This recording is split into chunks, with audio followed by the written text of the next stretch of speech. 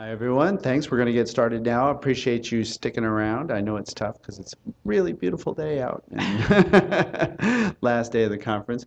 But this is a session on multi-channel marketing. Eleanor and Denise know a lot about this, and I'm thankful to them for volunteering to step up and share the kind of things that they're doing in their organizations, and hopefully, giving everyone some knowledge about how these things are working. So with that, I don't know who's first. Eleanor's first. Eleanor's first. Eleanor, please.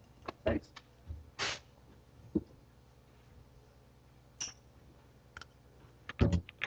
Good morning, everybody. Is that good? You can hear? Okay. My name is Eleanor Jones. I am Director of Strategic Marketing at Business Management Daily, and I know how to work a clicker. Okay. Business Management Daily is based in Falls Church, Virginia, outside of DC, and we're a fairly traditional publishing company, which, like many of you, we are struggling to move into the digital age. So I told my boss that I was speaking on multi-channel marketing, and he said, "Great, what's that?" So I said, "Why don't I look it up?"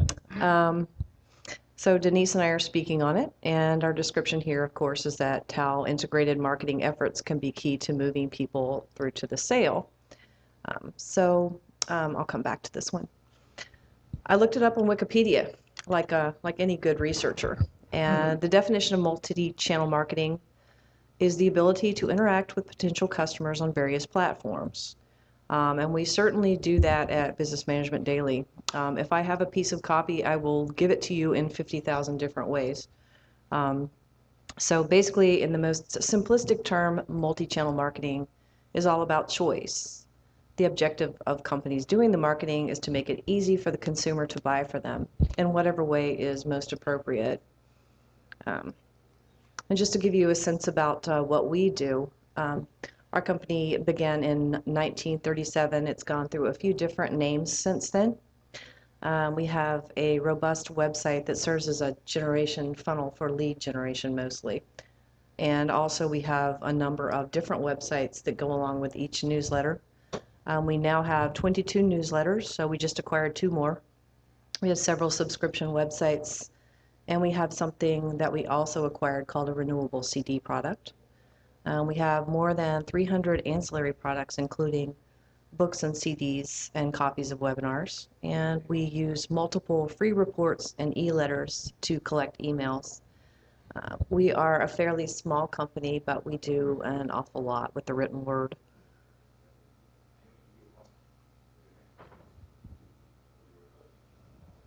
And basically, I put a lot of words on slides because I can never remember what I want to say. So basically, my whole presentation is here in front of you.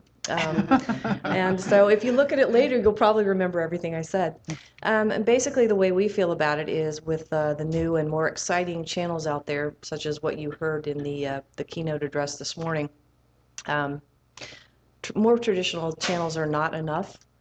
Although we do a lot of direct marketing and a lot of traditional marketing, so you will see a lot of that here, and that generates the most revenue for us. But we do supplement the marketing efforts in a variety of ways, so that we take any single effort and repeat it across a variety of channels. So today I will discuss using multi-channel marketing for subscription marketing, renewals, conferences, books, and ancillaries. Ancillaries to us are anything from a CD to a written package to a booklet to a toolkit, comprised of several different pieces on a topic.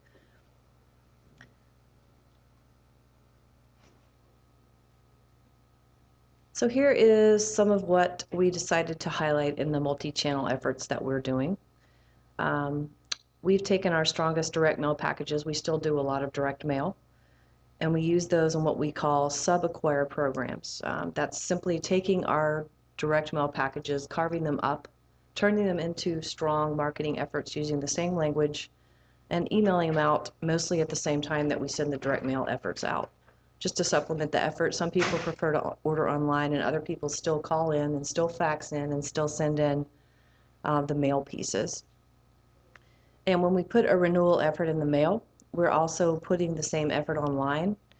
And although I have read studies that show that can create up to a 30% lift in response, I have not been able to prove that at my own company. I just know that we're getting a bump in results from where we were a year ago. We also are still using electronic force-free trials. I'll show you an example of one. They're actually very gentle force-free trials where we don't actually ask you to buy anything up front. We give you a couple of free samples first. And as I've heard over and over again at the conference, we're big on stressing benefits, not stressing the purchase. We also have a package that I call a program that I call No Package Left Behind. When I came to the company, I was surprised to find out we were sending out newsletters and other ancillary products without an opportunity to buy something else in the package. And I know perhaps that's very basic, but it is something that people can forget to do. So we have set about creating flyers, buck slips, mini catalogs, along with any package that we send out. And since we do a lot of print fulfillment, that's become a bigger part of our business than it was a couple of years ago. We have taken some of our books and we are trying ebooks. There are services out there now that if you have any kind of white papers or books and you want to put them out on the net and sell them for 99 cents and use them as promotional vehicles to get people to your sites, that has worked very well for us. We've only done 3 so far. We've done 1 HR, 1 admin, and 1 leadership. The HR and the admin are doing much better than the leadership, I think because that information is so freely available online. And we also have developed our book marketing not just on our own sites, but we've gone to Amazon as well. We do sell some books every day on Amazon. I'm not going to say it's a huge part of our business, but I think we're going to ramp it up in the coming year. We do have multiple websites. We don't rely on just one. Each of our publications has an accompanying website. And on the website, you not only can look at the latest issue, but if you're a new customer, you can order it. You can order a free trial, things like that. So under our Business Management Daily umbrella, you will find at least 7 or 8 robust different websites. And we do puff up our campaigns by pushing them on social media. For whatever reason, I am fond of saying that our company, social media seems to be the only positions that I feel are fully staffed because we have a full-time person directed to social media. We actually have a social media happy hour on Fridays where we encourage the editors and the marketers and anyone else who has a minute to get on their LinkedIn groups and share things about our company, share content. We're very big on that. And that has been fairly successful for us in creating a lot of people who will come and get our free white papers and things like that, and we turn them into email customers. We have also done something for social media. We have created a fake holiday, and we're going to do more of that. Welcome to HR Professionals Week. It just occurred in October.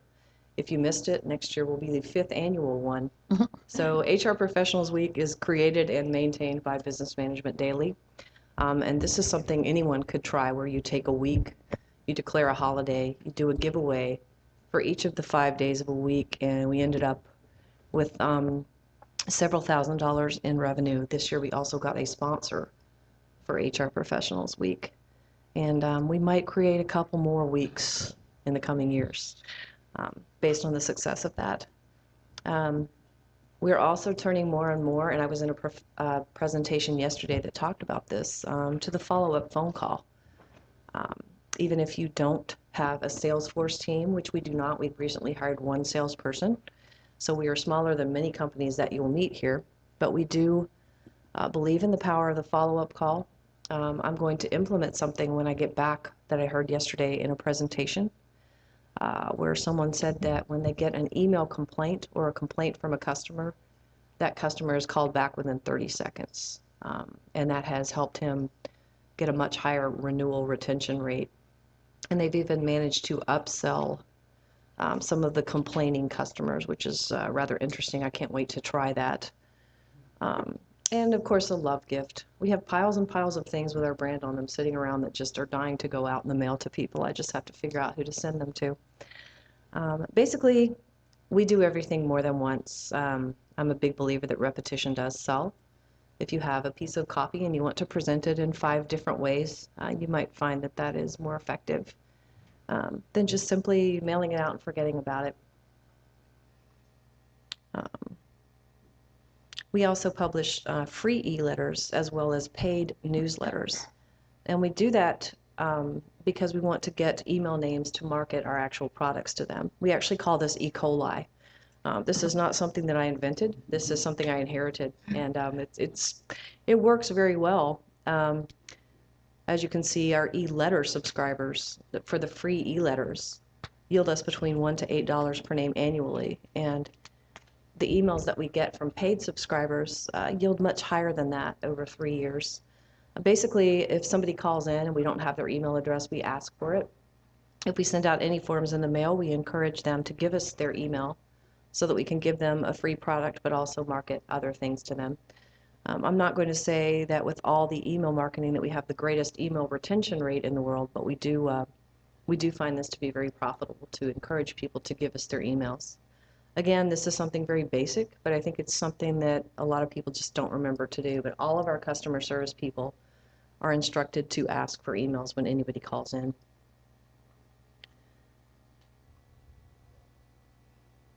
And a bit more on email collection and marketing, which I basically just went over. I've also talked about our own events. We do have an Admin Pro Week as well as an HR Pro Week, just to add a little salt to that. And again, we use order forms that require email addresses. And basically, this is actually an old statistic from a year ago, but we figure that just asking for the email addresses and making efforts to get them has brought in an additional $240,000 in revenue. And I'm sure that's much higher now because that's last year's figure. One of the things that is still working for us is direct mail. Print is still a core part of our business. We do offer our newsletters both in print and electronic.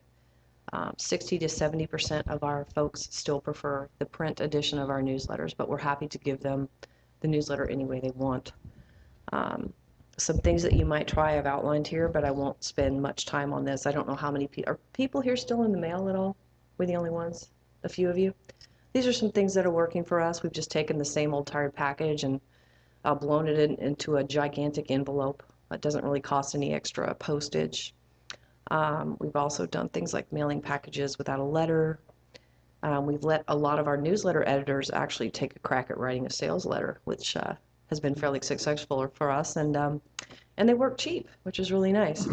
And we also are very careful with our expires because we don't treat them like they're expired.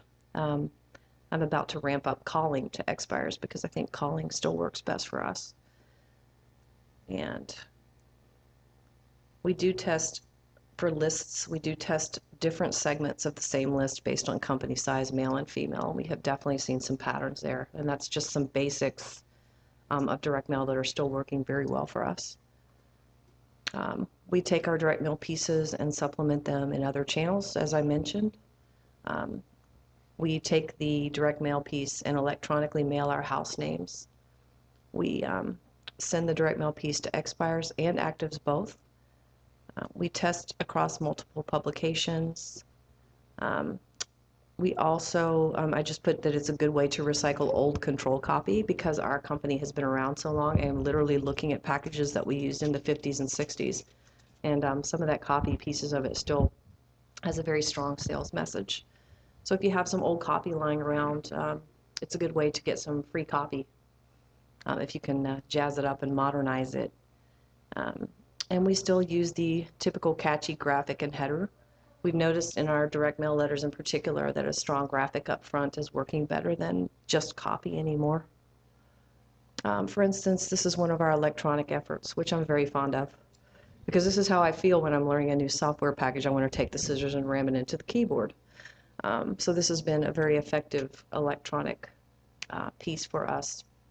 It went out in direct mail, and then we sent it out electronically as well. We also do what I call electronic free trials. This is just the beginning of one, and it says at the bottom, click here to read this week's issue. In the first 3 efforts of the series, there's absolutely no sales pitch to buy. Of course, we have a link to the website so someone could go buy if they want to, but basically we send out 5 efforts. The first 3 don't have a sales pitch, and the last 2 do. Those have been fairly effective.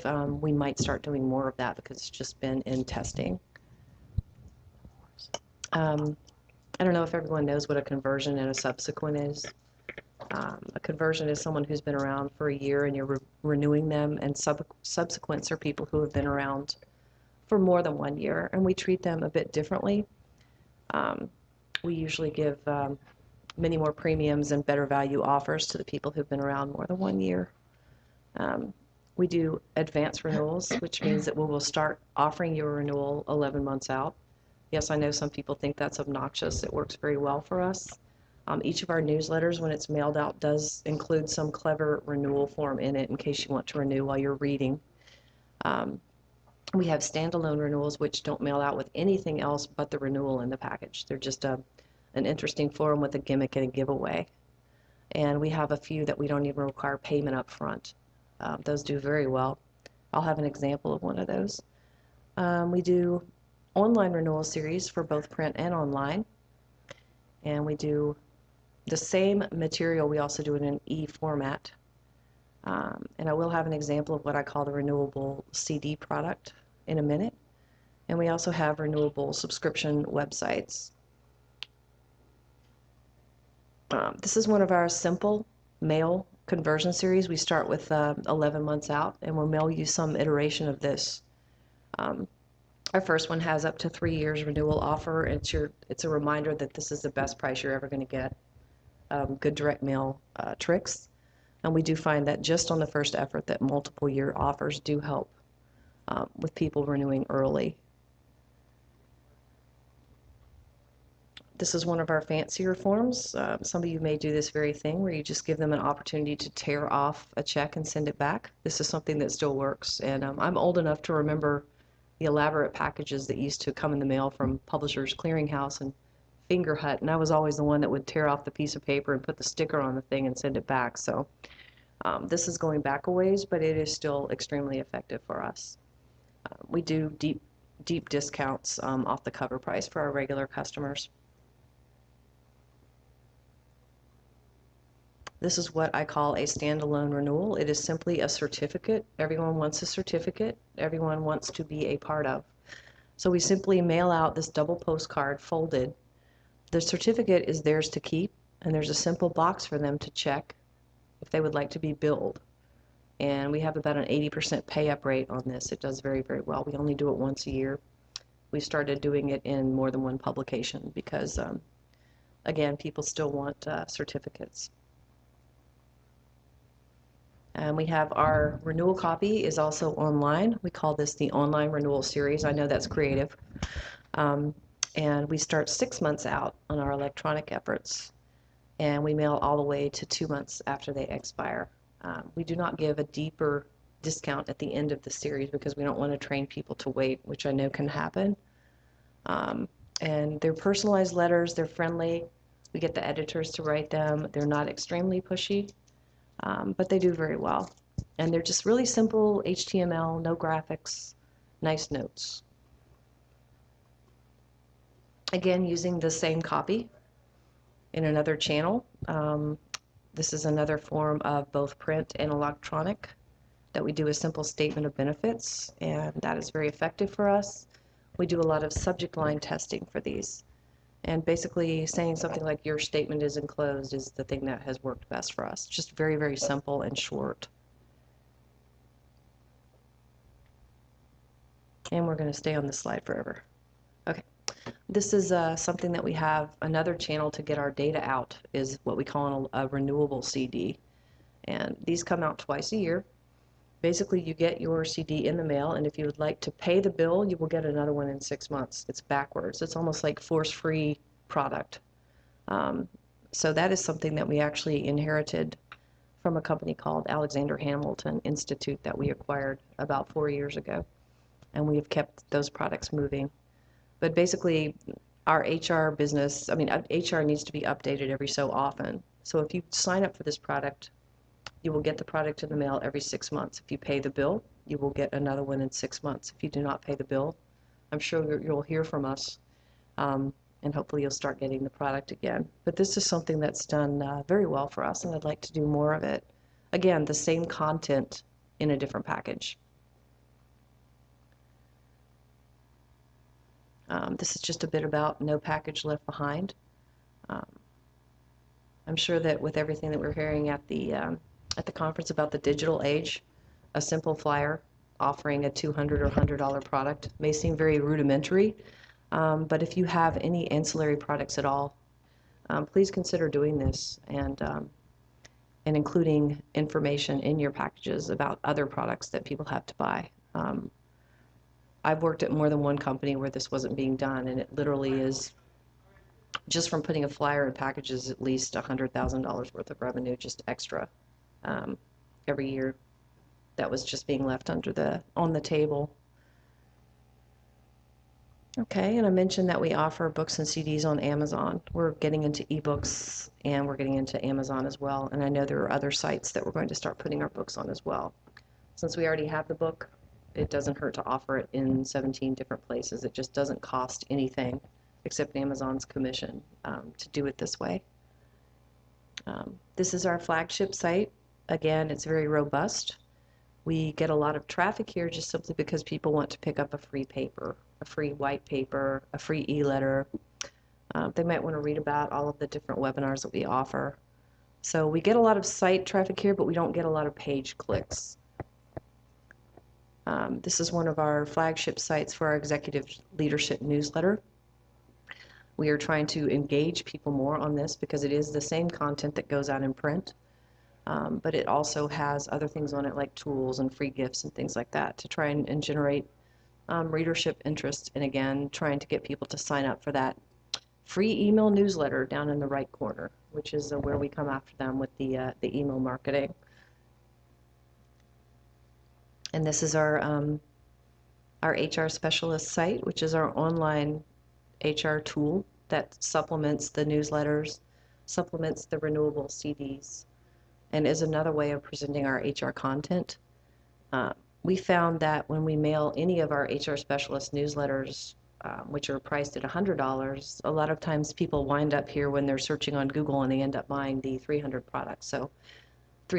product. So that's a happy accident.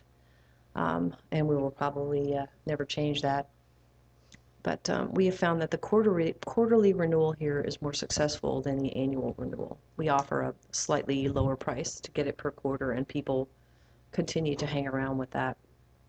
We're also going to start discontinuing the free trial, I think, because we're not converting well with a free trial. We're converting more with just the direct sale, or we're getting more people with just the direct sale, rather. I mentioned that telemarketing still works for us. We have used Green, who's here as a vendor. We are also training some of the people in our customer service to be more upsell type people, and I think I'm going to have them start calling for renewals when I get back as well. And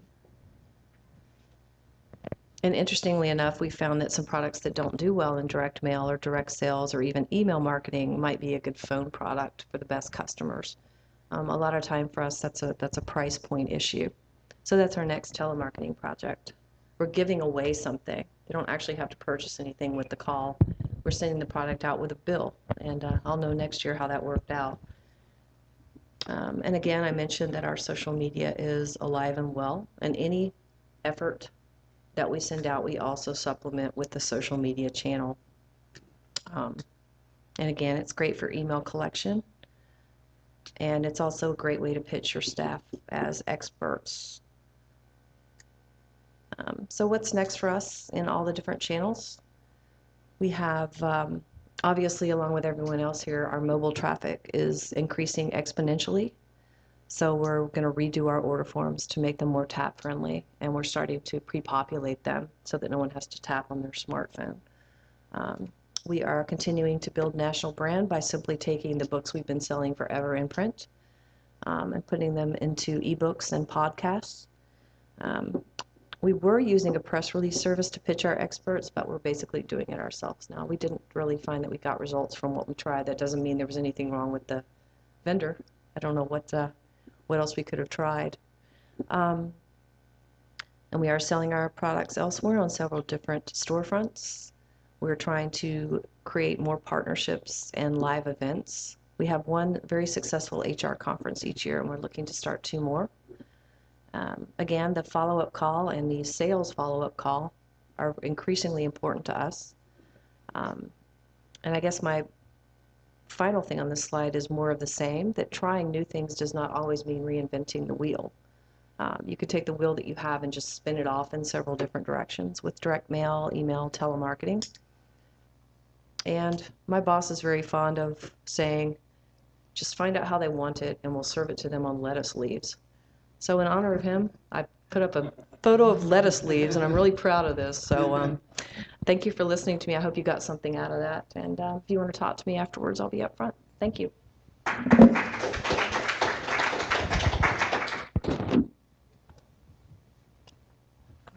Clicker. Am I live? Good morning. Eleanor and I have a slightly different opinion about slides. I don't put any words on my slides, or very few words on my slides, and so I wing it. So she's very well prepared and calm, and I'm sort of 5 cups of coffee in and probably be screwing this up. But so my name is Denise Elliott. I'm the Vice President of Sales and Marketing at Kiplinger. I'm going to talk about our multi-channel marketing efforts for a new ancillary product that we created called Knight Kiplinger's 10 Steps to a Richer Retirement, Your Essential Toolkit. I know the name's too long. It wasn't my choice. Our editors get their way often in my business. This product was launched just recently. We had good success, and we are a consumer publisher, which makes us a little different than many of you, but I think there's a lot of lessons to be learned from companies with big titles. So just very quickly, we're a family-owned business. We've been around since 1923. We are still run by Mr. Kiplinger III. He is our president and editor-in-chief. We have 2 business publications that are the Kiplinger Tax Letter and the Kiplinger Letter. We have 2 consumer newsletters, Kiplinger's Investing for Income and Kiplinger's Retirement Report. And we have a consumer newsstand magazine, which you'll see on the newsstands in the airport, 600,000 subscribers, low priced, Kiplinger's Personal Finance. We have 900,000 plus active subscribers, meaning these people pay us money. These are not comps, they're not controlled, they're actually buying customers. 700,000 are consumers, 200,000 are businesses or business people who may be reading the publications at home. Promotions, just to give you a sense, we'll mail 13.2 million pieces of direct mail in 2014, 5.4 million to consumers at home address, 7.8 million at business address, 21 million promotional emails roughly, and we cross-promote heavily via mail, email, inserts. If you buy something from us, you'll learn about everything we do very quickly and quite heavily. So a new product is born, and I won't give you the gory details as to how that all happened. But we decided that we needed a product for a retiree market. They spend money with us, or a pre-retiree market.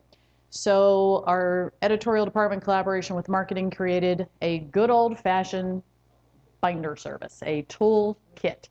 And after much back and forth with editorial about why shouldn't it be an app, to which I replied, can you write notes and do a worksheet in an app? So there was a lot of going on, a lot of discussion about the actual format. We landed on this binder format. So the first thing we did was, because we own a consumer magazine, we put in a space ad. Now the good news is we're able to get a spread. The bad news is we're able to get a spread because our ad salespeople didn't sell it. So there's a plus and a minus. So we put a 2-page spread in our April 2014 issue. Very direct response oriented type ad. Don't shake your head at me, David. Wow, I can't believe that ad. I haven't seen that kind of ad in a while. I know, right? Well, if you don't have to pay for the page, it makes this very effective, And so the one thing that you should consider, you may have controlled search magazines that you can run space ads for your own pubs. You may have publications out there that are in your market that don't necessarily compete with you, and you have an ancillary product for, that may work for them, and you can do a swap. You don't have to always pay for the page. Lots of publishers have remnant pages that they're getting paid nothing for. So you might as well try to capitalize on that and really negotiate hard. You shouldn't be paying that much for a remnant ad page. So in this case, it was free to me. So beautiful ad. It really, pulled out all of the free bonuses. Because you're a Kiplinger reader, you get a discount, special, reply coupon, 100% money back guaranteed by Knight Kiplinger himself, which is absolutely true. We refund 100%. So the designer hated the coupon. She was like, I don't want to do a coupon. You know, it sullies my beautiful work. She just wanted to put a big 800 number in our website. And I said, no. And she begged, and I said, I walked in, so she sent me a series of emails over a couple days. And I walked in, I was out of the office, I walked in past her desk, and I said, I don't want to hear it again, give me the damn coupon. And she says, okay. So she conceded. So I got my coupon. It actually, you know, surprisingly enough, she lost the battle. And we got 173 orders off that space ad to the tune of $15,500. 80% of them came off those ugly damn coupons. So, you know, I walked over and showed her every coupon order that we got. So I have a feeling that I'm not going to be argued with too much anymore. I think I won that one. So $15,000 off an ad I didn't have to pay for. And, you know, not all of you have that exact opportunity, but I think it's worth thinking creatively about who does have such an opportunity for me and how cheap can I get it.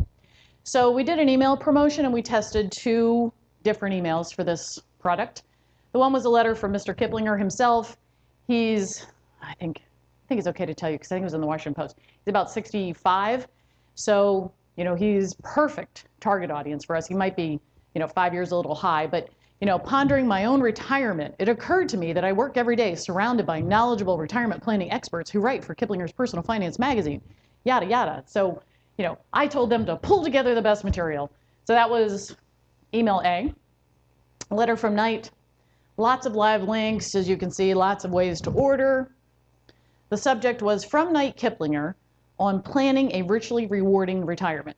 So these are people, these email lists that we used are people who either subscribe to our publications or they signed up for free e-zines. So they know us. You know, we have a good brand. They're familiar with us. So putting his name, he signs our magazines, his pictures around. So by putting his name, we were really quite sure this was going to be the gangbuster, you know, a gangbuster promotion. Then we tested it against a knockoff of the space ad that was very successful. So here you have, you know, take the guesswork out of planning a richly rewarding retirement. Based on the print ad, bright green order buttons, lots of play up on the 33% savings. So different than the other one. It wasn't, you know, gosh, jolly, golly, gee whiz. It was save money, this is something you need. Graphically heavy, lots of bullets. The subject line was the headline, take the guesswork out of planning a richly rewarding retirement, which is very benefit oriented, and probably more benefit oriented than hear what Night Kiplinger has to say. So here are our results. We sent out, we took a segment of our email list. We did 127,000 emails delivering to each panel, and that's not our full, that was just like a piece of our email list. So version A, which was the letter from Night, 21,000 opens versus the magazine ad at 23,000 opens. This is take the guesswork out. So a stronger subject line, you know, what I think a more benefit-oriented subject line beat putting Night Kiplinger's name in there, which was a surprise to me, to tell you the truth. Clicks, we got more clicks on Night's letter, more click-throughs. So the letter seemed to engage people more than just the space ad. And then when it came to actually buying, the letter from Night produced 48 orders versus 23 orders. So we're talking about, you know, more than double. So while this was a better, so now what we're doing is this subject line with this letter, as you can imagine, because this clearly got people to open it more so. So that's how we moved, I think I'm sorry, losing my mic. So that's how we modified our email promotions and we're moving forward with this particular version A. So that was the second sort of promotion we've done.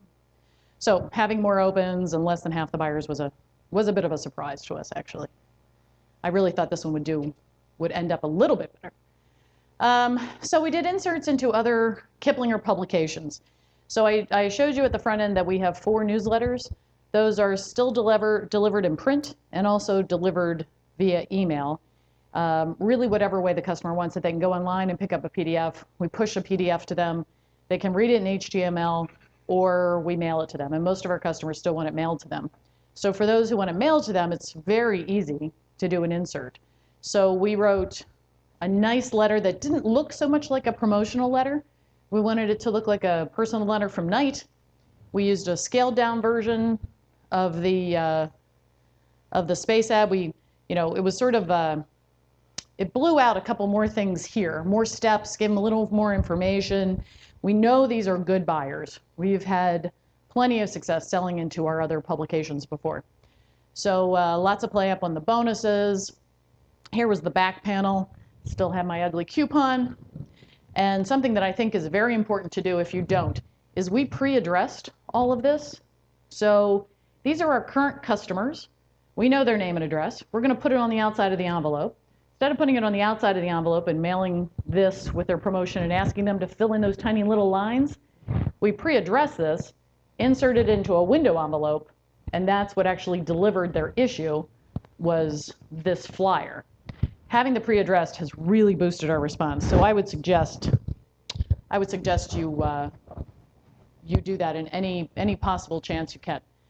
So this was an insert. We of course put in a BRE. This is how it went in the fulfillment.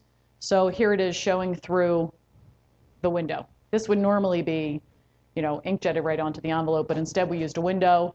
This issue of the Kiplinger letter was inserted behind the flyer, the BRE, and the letter from Knight. So they still get their publication. They're used to opening this cream-colored envelope with blue ink, so it got opened. $71,000 off that insert.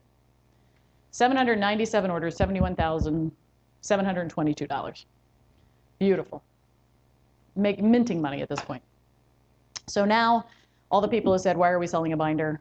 I'm a gloater. I don't know about you guys, but I like to gloat. Especially like to gloat when my editors are wrong. So when they're boohooing about it, it's not cool. I'm like, it's not cool, but come on, man. Look at the money. So we also did mentions in other Kiplinger publications. So here is our Kiplinger letter mention.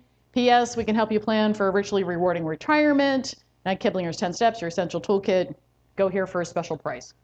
So be sure if you have any editorial space, we're pretty careful about not sullying our editorial. So this is on page 4 at the very bottom, 3 lines.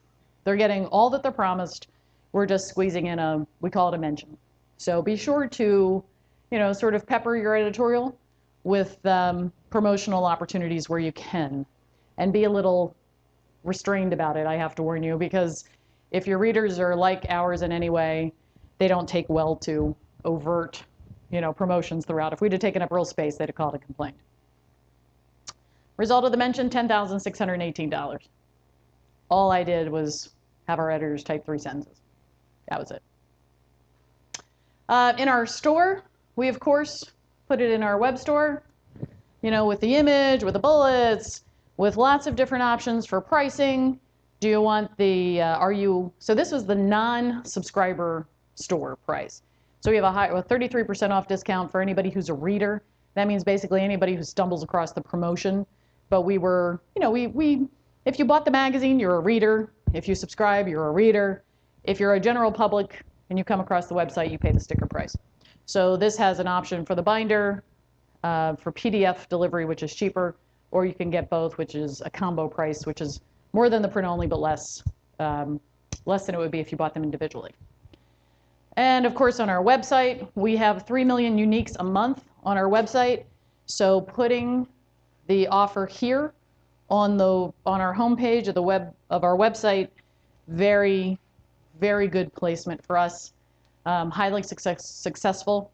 We do have paid advertising, quite a bit of paid advertising on our site.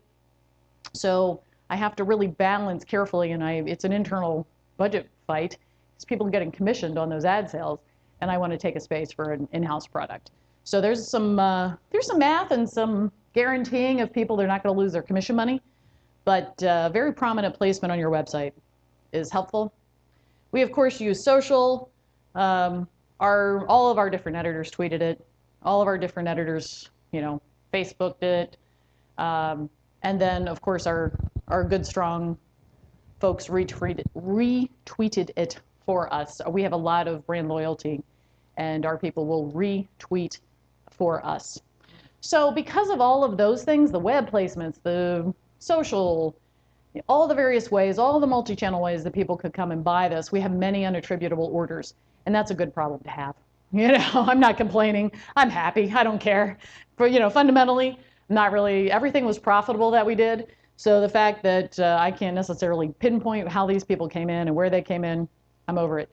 I could go back to those 699 orders and try to backtrack and look at them in our database and see if I know where they came from, but you know, I have bigger fish to fry. So we got $62,903 worth of unattributable orders. They called and didn't have a tracking code. They mailed in a check without a coupon. They ordered on a web and a discount link where there was no tracking code, or they ordered on the website and paid full price. So the last thing that we really wanted to do was we wanted to test it. I can't afford to mail this product by itself in direct mail. So we do a lot of direct mail, as you saw at the beginning. I can't afford to test this because it's a one-shot product. It's non-renewable income. The binder's not inexpensive to produce. You know, it costs a little bit of money. It's got tabs. It's got different colors. It's on really nice paper. So I thought to myself, all right, how am I actually going to get this wider audience of people for a product that I really can't afford to be out in the mail with? I can't afford to be buying Google ads for, you know, and paying for that. So we have a product called Kiplinger's Retirement Report, which I talked about a little bit at the beginning. And I thought, you know, it's that same audience. It's the people who are just pre-retirees. Maybe I can offer them a bundle. Buy the newsletter or buy the newsletter with the binder. So here is basically the deal. The best deal, 10 steps for richer retirement plus Kiplinger's Retirement Report. Regular price, pay only $99, includes shipping and handling. Most of our customers would have paid $89 for the product, for the binder by itself. So you're basically getting the retirement report for 10 bucks, and that's a $30 product. And then Kiplinger's Retirement Report only $29.95. And in that package is a sample issue of retirement report. It's pretty much our control package. Sample issue, BRE, you know, order form, yada, yada. But we tried to tack this on. And I know when you give people choice, it doesn't always work. So I was optimistic because this product was selling so well. Well, I was wrong. So it dropped on September 2nd, and early but predictive response is showing that the toolkit offer for the package, to add that toolkit offer onto the package depresses response overall.